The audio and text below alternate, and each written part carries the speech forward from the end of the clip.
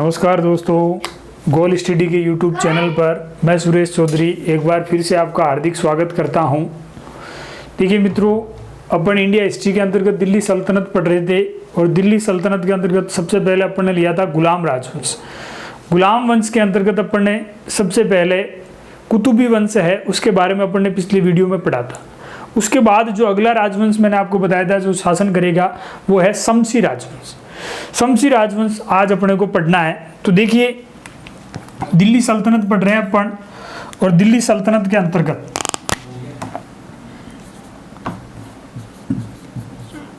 दिल्ली सल्तनत, इसके अंतर्गत आज अपने को पढ़ना है वो है शमसी राजवंश। शमसी राजवंश गुलाम वंश का पार्ट है मित्रों, और शमसी राजवंश है इसने शासन किया है। मैंने आपको बताया था कि 1211 से लेकर के लगभग 1265-66 तक दिल्ली सल्तनत के अंतर्गत इस राजवंश ने शासन किया है। शमसी राजवंश है, ध्यान दें मित्रों, कुतुबुद्दीन ऐबक और आराम शाह को छोड़ करके उसके बाद गुलाम राजवंश के जो शासक बनेंगे वो सारे के सारे इल्बरी जनजाति के लोग थे। किसके? इल्बरी, तुर्क भी कहा जाता है इनको। क्या कहा जाता है? इल्बरी तुर्क कहा जाता है। क्यों कहा जाता है? क्योंकि इल्बरी क्या थी? एक जनजाति थी, जनजाति। शमसी राजवंश, इसके अंतर्गत आज अपने को पढ़ना है इस राजवंश का संस्थापक। देखिए, संस्थापक कौन हुआ मित्रों? तो इसका संस्थापक हुआ था कुतुबुद्दीन ऐबक का गुलाम। कुतुबुद्दीन ऐबक का गुलाम हुआ था इसका संस्थापक इल्तुतमिश। शमसी राजवंश का संस्थापक है इल्तुतमिश। इल्तुतमिश के द्वारा शासन किया गया है, लगभग बताते हैं 1211 से लेकर के 1236 एडी तक इसने शासन किया।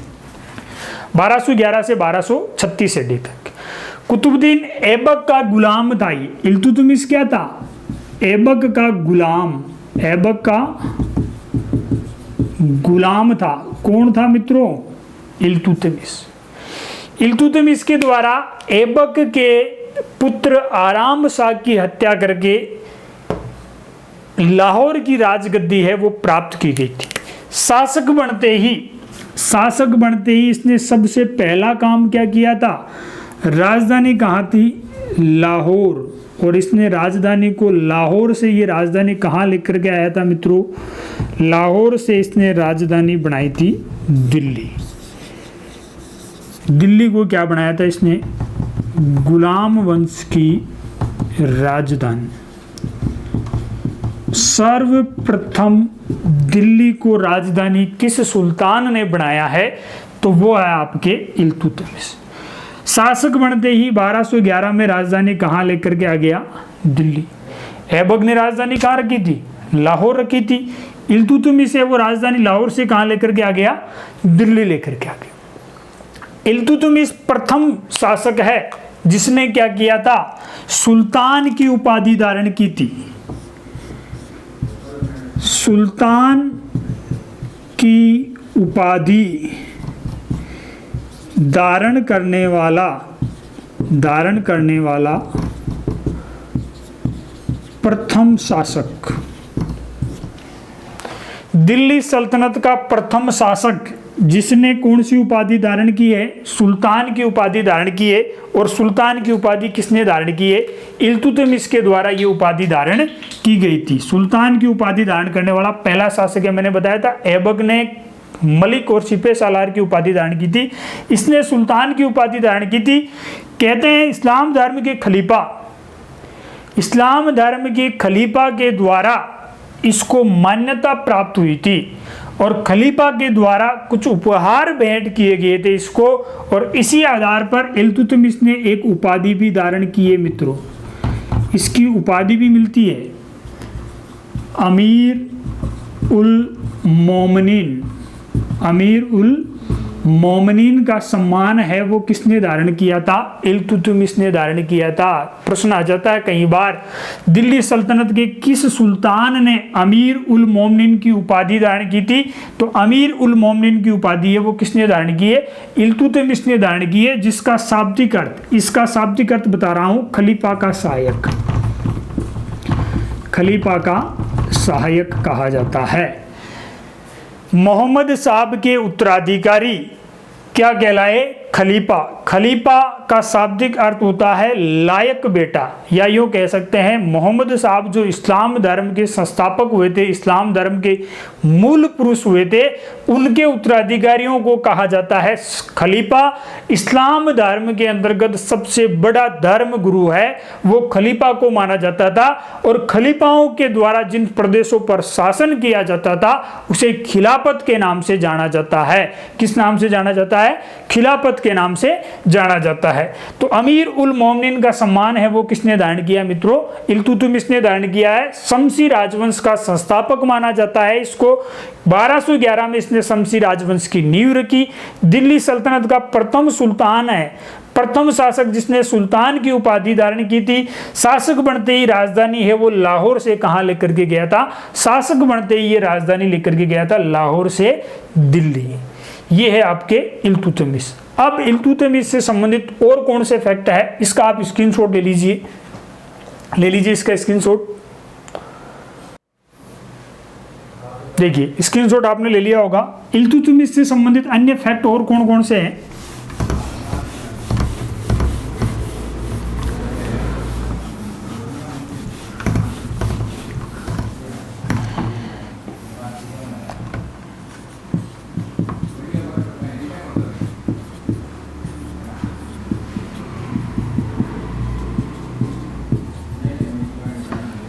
इल्तुतमिश मध्यकालीन मुद्रा व्यवस्था का जनक माना जाता है। मध्यकालीन मुद्रा व्यवस्था का जनक माना जाता है। किसे माना जाता है? इल्तुतमिश को मध्यकालीन मुद्रा व्यवस्था का जनक माना जाता है। इसे ही कहा जाता है मित्रों दिल्ली सल्तनत का वास्तविक संस्थापक के नाम से जाना जाता है। दिल्ली सल्तनत का वास्तविक संस्थापक कहते हैं इसको। गुलाम वंश का वास्तविक संस्थापक भी कहा जाता है इसको। गुलाम वंश का वास्तविक संस्थापक के नाम से भी इसको जाना जाता है। इसके अलावा मकबरा इस्लामिक स्थापत्य कला के अंतर्गत आता है। मकबरा व्यवस्था, मकबरा व्यवस्था का जनक भी माना जाता है इसको। मकबरा व्यवस्था का जनक कहाँ है मित्रों? ये भारत में। 1229 में इसके एक पुत्र की मृत्यु हो जाती है, उसी की याद में इसने एक मकबरा बनाया था जो भारत का प्रथम मकबरा माना जाता है। वो अपने पुत्र की याद में इसने एक मदरसे का निर्माण भी करवाया था। ध्यान देना मित्रों, मदरसा ए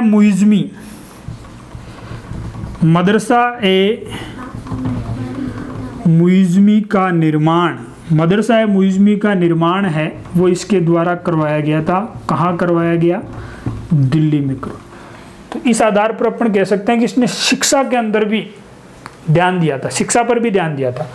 इल्तुतमिश मध्यकालीन मुद्रा व्यवस्था का जनक मानते हैं। क्यों मानते हैं? क्योंकि इससे पहले जो शासक बन रहे हैं उन्होंने शुद्ध अरबी भाषा में सिक्कों का प्रचलन नहीं किया था। इल्तुतमिश से इसके द्वारा क्या किया गया था? मध्यकालीन मुद्रा व्यवस्था का जनक कहते हैं। क्यों कहते हैं? कि इसके द्वारा चांदी का टका और तांबे का जीतल, ध्यान देना मित्रों, तांबे का जीतल बहुत इंपॉर्टेंट है, कई बार परीक्षाओं में प्रश्न आया हुआ है। जीतल तांबे का सिक्का था और चांदी का एक टका नामक इसने सिक्का चलाया था। शुद्ध अरबी, विशुद्ध अरबी लेख मिलते थे इनके ऊपर, विशुद्ध अरबी सिक्के माना जाता है इनको। और ये दोनों किसने चलाए थे? इल्तुतमिश ने चलाए थे। इल्तुतमिश प्रथम शासक है, प्रथम सुल्तान है जिसने सिक्कों पर टकसाल का नाम अंकित करवाया। टकसाल का नाम अंकित करवाया था। किसने करवाया? इल्तुतमिश ने। इसी कारण इसको मध्यकालीन मुद्रा व्यवस्था का जनक कहा जाता है, क्योंकि इसने चांदी का टक्का और तांबे का जित्तल नामक सिक्के चलाए थे, जो विशुद्ध अरबी सिक्के थे। विशुद्ध अरबी सिक्के माना जाता है। और इन सिक्कों पर जहां उन सिक्कों को जिन टकसालों में डाला जाता था, उन टकसालों का नाम अंकित होता था इन सिक्कों पर। तो ये इल्तुतमिश के बारे में सामान्य जानकारी है। इसके अलावा देखिए,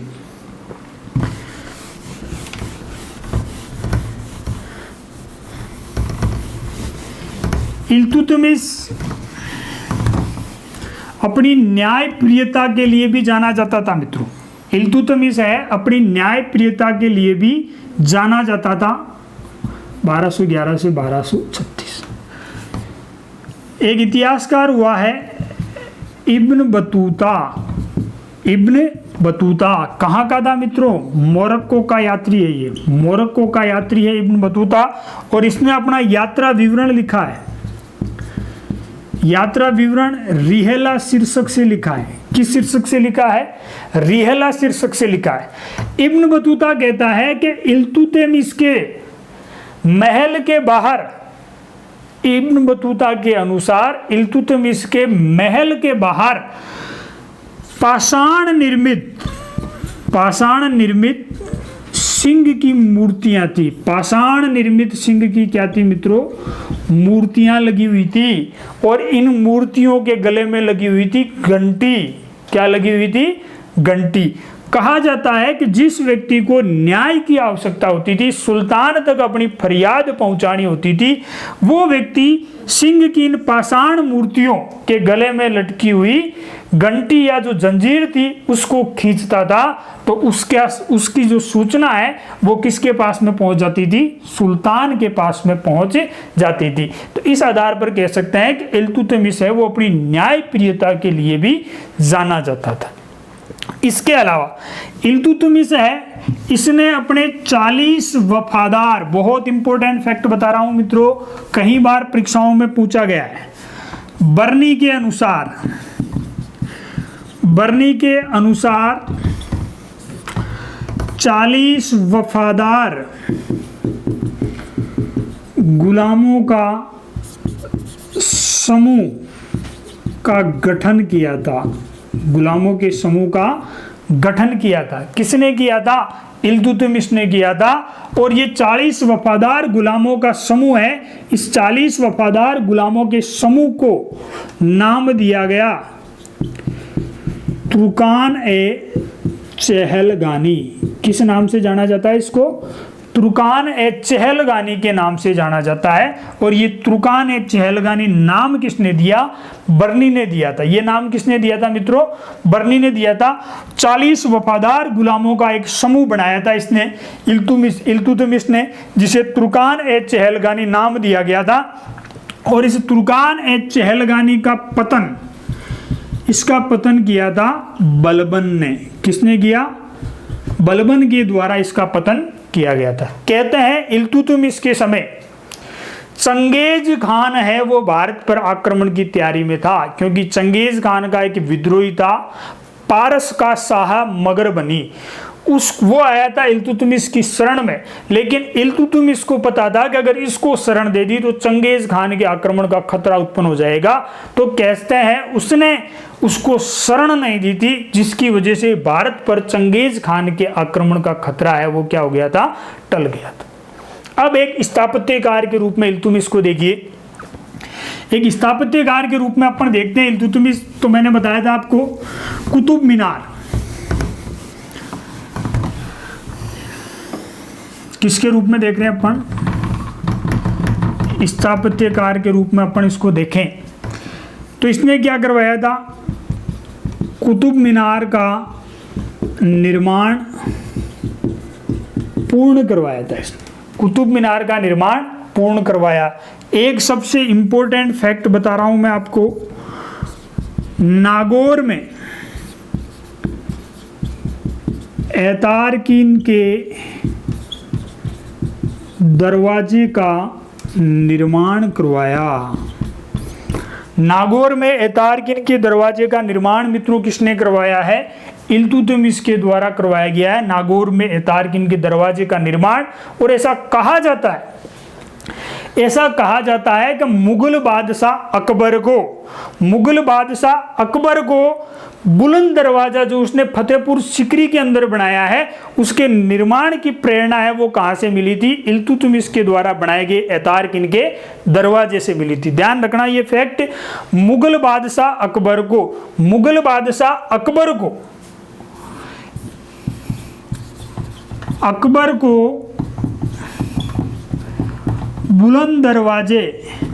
बुलंद दरवाजा कहाँ है मित्रों? तो ये है फतेहपुर सिकरी में। बुलंद दरवाजे के निर्माण की प्रेरणा मिली थी। सबसे इंपॉर्टेंट फैक्ट है, कई बार परीक्षाओं में पूछा जा सकता है कि अकबर को बुलंद दरवाजे के निर्माण की प्रेरणा कहां से मिली? तो अकबर को बुलंद दरवाजे के निर्माण की प्रेरणा है वो इल्तुतमिश के द्वारा बनाए गए एतारकिन के दरवाजे से मिली थी। और ये एतारकिन का दरवाजा है वो कहाँ स्थित है मित्रों? नागौर में स्थित है। ये एतारकिन का दरवाजा कहाँ है? नागौर में। अब एक लड़ाई के बारे में भी देख लीजिए आप। इल्तुतमिश है, इसके द्वारा एक युद्ध लड़ा गया था। त्राइन के 2 युद्ध अपन पढ़ चुके हैं। त्राइन का तीसरा युद्ध, ध्यान देवे, त्राइन का तृतीय युद्ध कब लड़ा गया मित्रों? पूछा जा सकता है। प्रथम 91 में, द्वितीय 92 में, और त्राइन का तीसरा युद्ध ये कब लड़ा गया था? ये युद्ध लड़ा गया था 1214-15 एडी में। 1214-15 एडी में किसके बीच में लड़ा गया? तो ये युद्ध लड़ा गया था इल्तुतमिश वर्सेज ताजुद्दीन यल्दोज। ध्यान देवे मित्रों, ताजुद्दीन यल्दोज के बारे में मैंने पढ़ाया आपको। मोहम्मद गोरी के जो 4 गुलाम थे, उन 4 गुलामों में एक गुलाम कौन था? ताजुद्दीन यल्दोज। और इस ताजुद्दीन यल्दोज को त्राइन के तीसरे युद्ध में किसने पराजित किया? इल्तुतमिश ने इसको पराजित किया था। इसका आप स्क्रीनशॉट ले लीजिए, लेना चाहे तो। देखिए स्क्रीनशॉट आपने ले लिया होगा। ताजुद्दीन यल्दोज है वो पराजित हो जाता है, इसको कैद करके उसके बाद में इल्तुतमिश इसकी क्या कर देता है? हत्या कर देता। अब इसके अलावा कुछ फैक्ट और है इल्तुतमिश से संबंधित। इल्तुतमिश इक्ता व्यवस्था, ध्यान दें मित्रों, यहां पे इक्ता व्यवस्था बताया मैंने इसके बारे में आपको। इक्ता व्यवस्था की शुरुआत किसने की थी? तो इक्ता व्यवस्था की शुरुआत मोहम्मद गोरी ने की थी और इसको सुव्यवस्थित आधार, इक्ता व्यवस्था को सुव्यवस्थित आधार प्रदान किया था। सुव्यवस्थित आधार किसने प्रदान किया? इल्तुतमिश के द्वारा किया गया। क्या है इक्ता व्यवस्था? इक्ता व्यवस्था स्थानांतरित भू राजस्व अधिन्यास है। सीधे से शब्दों में अपन कह सकते हैं कि सुल्तान की सेवा करने वाले पदाधिकारियों को वेतन के बदले में क्या दे दी जाती थी? भूमि दे दी जाती थी, या निश्चित क्षेत्र की भूमि दे दी जाती थी। उसके राजस्व जो प्राप्त होता था वो उन पदाधिकारियों के पास में रहता था। तो ये इक्ता व्यवस्था है जिसको सुव्यवस्थित आधार किसने प्रदान किया था? इल्तुतमिश ने प्रदान किया था। इसके अलावा इल्तुतमिश के द्वारा एक पद का प्रचलन भी किया गया है मित्रों, बहुत इंपॉर्टेंट है। आरिज ए मुमालिक नामक एक पद का प्रचलन है, वो किसके द्वारा किया गया था? इल्तुतमिश के द्वारा किया गया था। आरिज ए मुमालिक कहते हैं सैन्य विभाग के प्रधान को, सैन्य विभाग के प्रधान को क्या कहा जाता है? आरिज़े मुमालिक कहा जाता है। और इस आरिज़े मुमालिक पद का प्रचलन है वो किसने किया था? इल्तुतमिश ने किया था। इल्तुतमिश के द्वारा इस पद का प्रचलन कह सकते हैं या अपन कह सकते हैं इस पद का सर्जन किया गया था। और इस पद का सर्जन है वो किसने किया था मित्रों? इल्तुतमिश के द्वारा इस पद का सर्जन है वो किया गया। इल्तुतमिश के द्वारा कहते हैं, राजस्थान के संदर्भ में देखते हैं तो इसके द्वारा रणथंभौर पर भी आक्रमण किया गया था। इसके द्वारा जालोर पर भी आक्रमण किया गया था। ये अपन राजस्थान के इतिहास के संदर्भ में पढ़ेंगे। इसके अंतर्गत देखिए, इल्तुतमिश है वो 1236 में जाता है बामियान अभियान पर। किस अभियान पर जाता है मित्रों? 1236 में ये बामियान अभियान पर जाता है। और बामियान अभियान समय ये हो जाता है बीमार। बामियान अभियान पर गया था ये 1236 में। कहाँ गया? बामियान अभियान पर गया था। और वहीं पर इसकी क्या हो जाता है? बीमार हो जाता है। तो वापस आ जाता है और इसकी मृत्यु हो जाती है मित्रों 29 अप्रैल 1236 को। इसकी क्या हो जाती है? मृत्यु हो जाती है। इल्तुतमिश की मृत्यु हो जाती है। तो इसने क्या किया था? इसने सुल्तान पद को इसने कर दिया था मित्रों वंशानुगत। क्या किया था? वंशानुगत कर दिया था। इसका उत्तराधिकारी, इसने अपना उत्तराधिकारी घोषित किया था रजिया को। रजिया सुल्तान, ये इसकी क्या थी? उत्तराधिकारी। लेकिन जब इसकी मृत्यु हो जाती है तो इसके अमीरों के द्वारा क्या किया जाता है? इस इल्तुतमिश का पुत्र हुआ था जिसका नाम था रुकनुद्दीन। क्या नाम है? रुकनुद्दीन। इस रुकनुद्दीन को बना दिया जाता है सुल्तान। बाद में क्या घटनाएं घटित होती है इसको अपन देखते हैं रजिया सुल्तान के अंतर्गत। तो देखिए अगला जो शासक आएगा अपने, अब जो शासक पढ़ेंगे अपन वो कौन सा है? रजिया सुल्तान।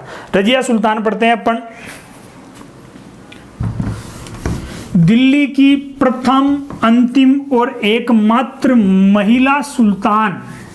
दिल्ली की प्रथम, अंतिम और एकमात्र महिला सुल्तान है मित्रों रजिया सुल्तान। रजिया सुल्तान। इसने शासन किया है 1236 से लेकर के 1240 एडी तक।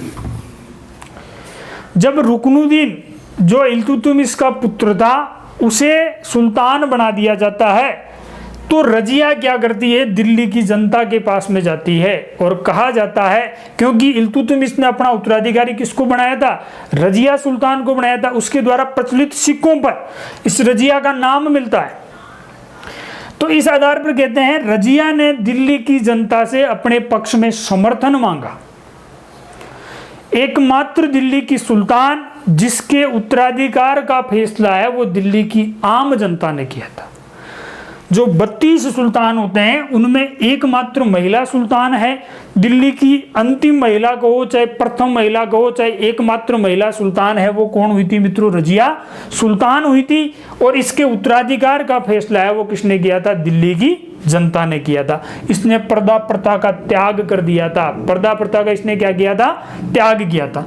तो रजिया सुल्तान है। इसकी एक उपाधि मिलती है उम्दत उल निस्वा। ये परीक्षा में पूछी गई है मित्रों।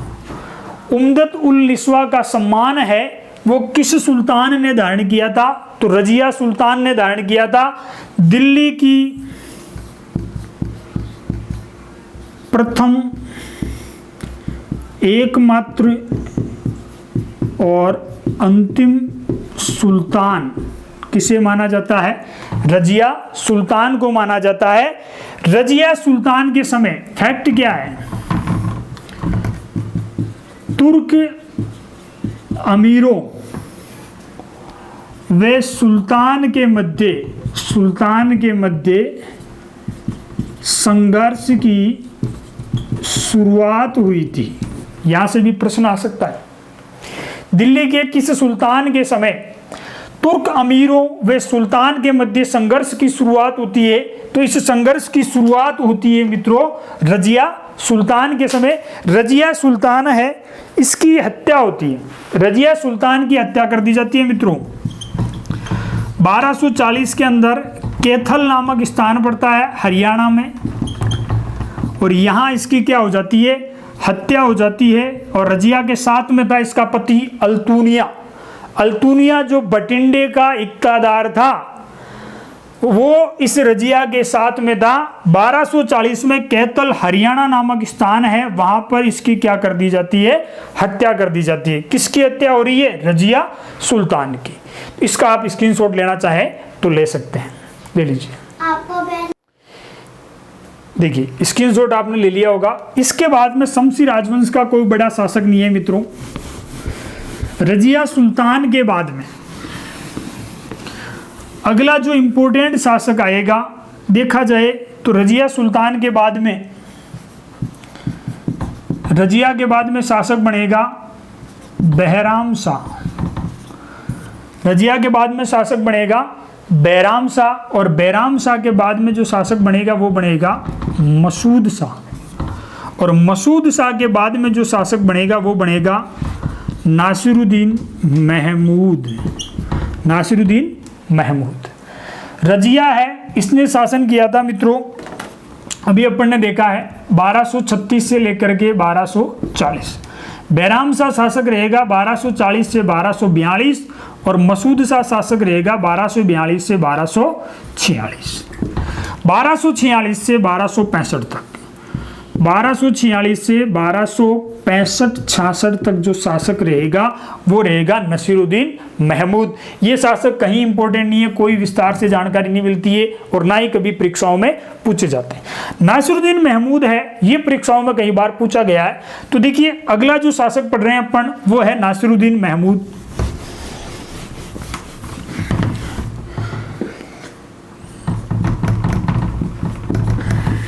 नासिरुद्दीन महमूद देखिए 1246 से लेकर के 1265-66 तक इसने शासन किया था। नासिरुद्दीन महमूद इसका एक दरबारी विद्वान था, मीनहाज सराजुद्दीन। मीनहाज सराजुद्दीन या मीनहाज सिराज है, उसके द्वारा एक पुस्तक लिखी गई है मीनहाज सिराज। इसका दरबारी विद्वान था, दरबारी विद्वान। और इसने जो पुस्तक लिखी है, इसकी जो बुक है मित्रों कई बार परीक्षाओं में पूछी गई है, तबगात ए नासिरी। तबगात ए नासिरी की रचना किसने की है, तबगात ए नासिरी की रचना है वो मीनहाज सिराज के द्वारा की गई है। मीनहाज सिराज है वो नसीरुद्दीन महमूद का दरबारी विद्वान था, और ये पुस्तक भी इसे ही समर्पित है। राजस्थान लोक सेवा आयोग ने व्याख्याता भर्ती परीक्षाओं में यहाँ से प्रश्न पूछा है कि तबगात ए नासिरी किसको समर्पित है, तो नसीरुद्दीन महमूद को समर्पित है। नसीरुद्दीन महमूद इसका ससुर था मित्रों बलबन। कौन था, बलबन। नसीरुद्दीन महमूद ने शासन की सत्ता है वो पूरी की पूरी किसको सौंप दी थी, पूरी की पूरी सत्ता है वो सौंप दी थी इसने बलबन को। किसे सौंप दी थी, बलबन को। बलबन को एक पद दिया था नायाब ए मुमलकत, जिसका शाब्दिक अर्थ होता है सभी अधिकारियों का प्रधान। ये लो साहब, सभी अधिकारियों का प्रधान किसे बना दिया, बलबन को। और ये खुद है वो शासन व्यवस्था सारी की सारी बलबन को सौंप करके ये क्या करता था, कुरान का पाठ करता था। कुरान का पाठ करता था, इसी कारण इसको कहा जाता है कुरान का। नसीरुद्दीन महमूद शमसी राजवंश का अंतिम शासक है। उसके ससुर बलबन के द्वारा जब नसीरुद्दीन महमूद की हो जाती है 1265-66 में मृत्यु, तो एक नए राजवंश की नींव रखी जाती है, और वो राजवंश है आपके बलबनी राजवंश। यहाँ तक मैंने आपको 2 राजवंश पढ़ाए थे। पिछला वीडियो था वो कुतुबी वंश का था और ये है अपने शमसी वंश। अगला जो नेक्स्ट वीडियो रहेगा अपने वो बलबनी राजवंश का रहेगा, जो गुलाम वंश का अंतिम राजवंश रहेगा। मुझे विश्वास है कि ये आपके अच्छी तरीके से समझ में आया होगा। वीडियो को जितना ज़्यादा हो सके आप शेयर कीजिए, लाइक कीजिए और जितना ज़्यादा हो सके इस चैनल को सब्सक्राइब कीजिए। धन्यवाद।